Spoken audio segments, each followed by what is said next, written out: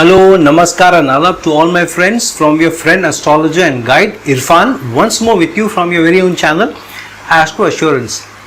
Sometimes when we look at our horoscopes and we find great planetary placements, we find good yogas, and we then tend to deep dive, and sometimes we conclude that this horoscope is a very lucky one. This seems to attract prosperity, abundance, and sometimes in spite of all those predictions and those placements, the results that we expect are not conducive to what actually happens on the ground.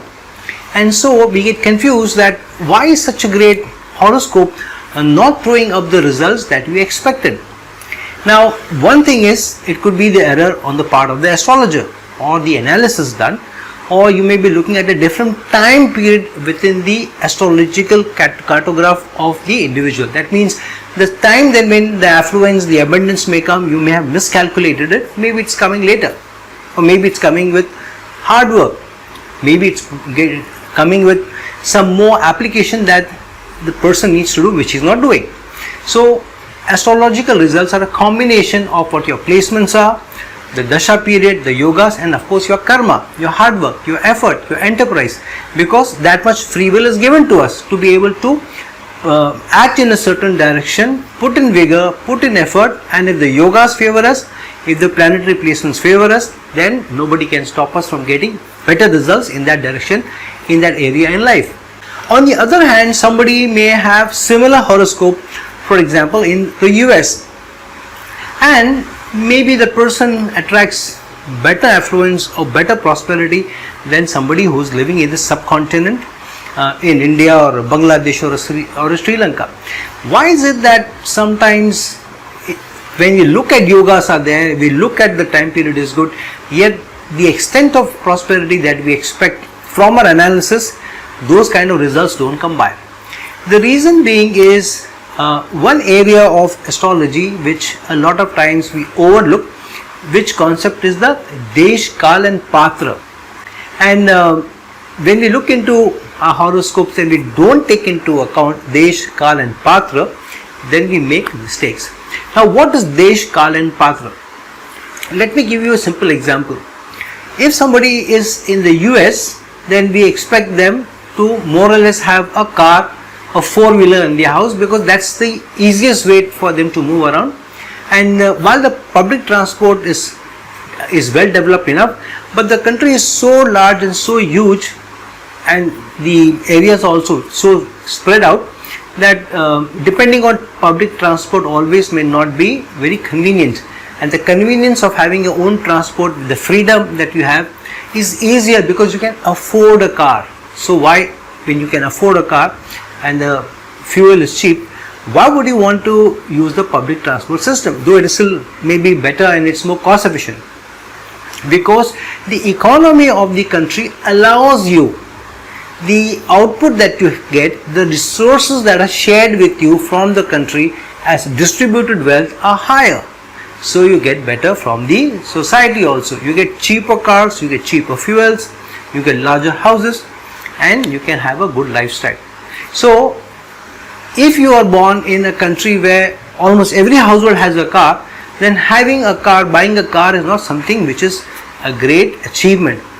But in our country, in India for example, even today, maybe the cities, there are more cars and there are more cars per flat, but if you go into interior, if you go to small villages, then the number of cars which will be in the village will be, the ratio will be much greater than what is in the cities. That means there will be lesser cars per person in the villages than the cars which will be in the cities.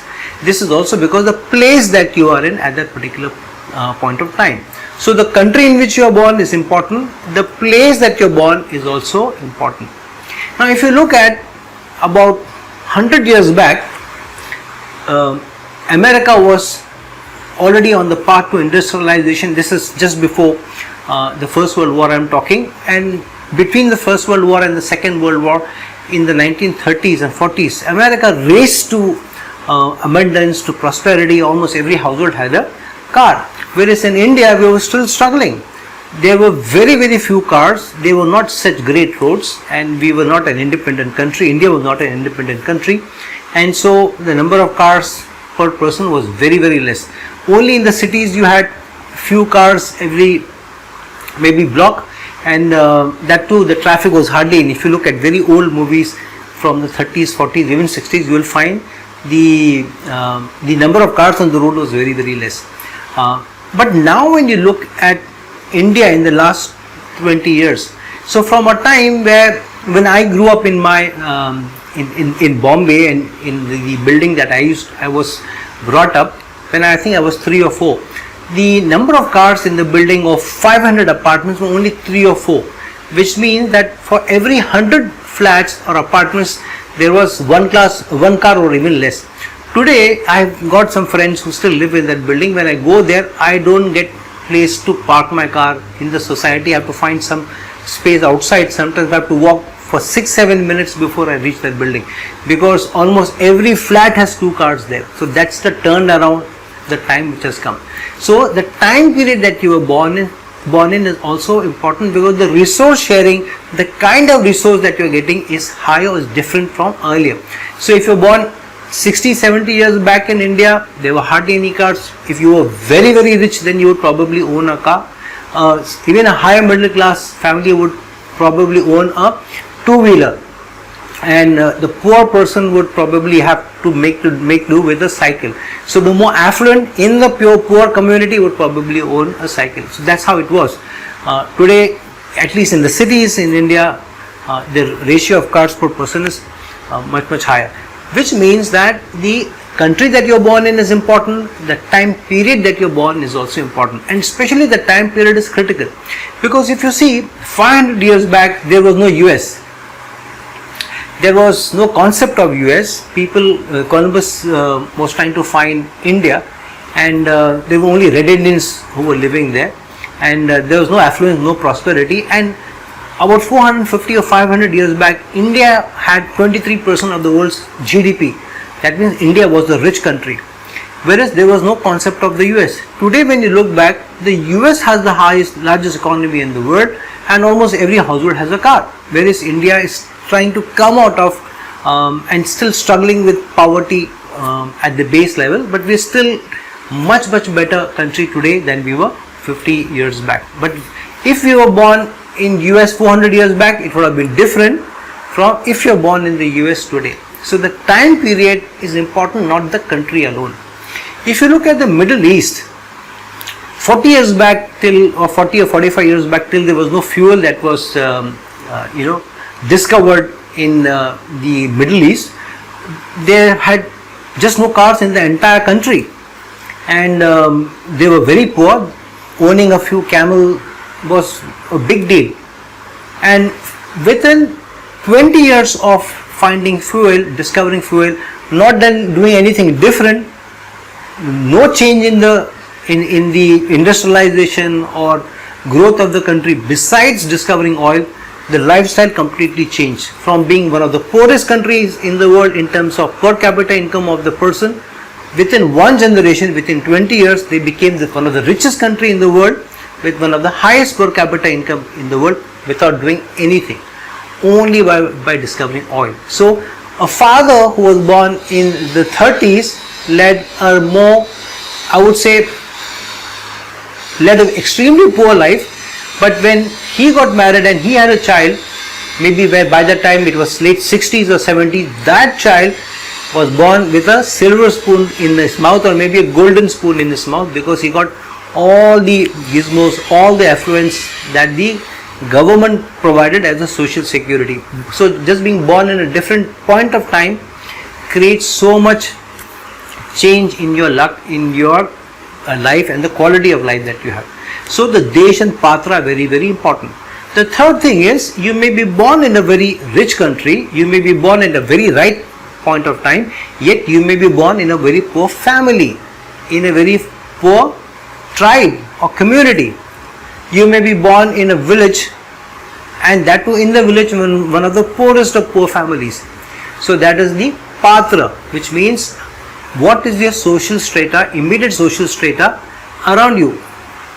how affluent is your family, your immediate family, what tribe or what community you are born in. So that becomes the third and most important factor, that means which is the patra, which means the individual and the social structure of the individual.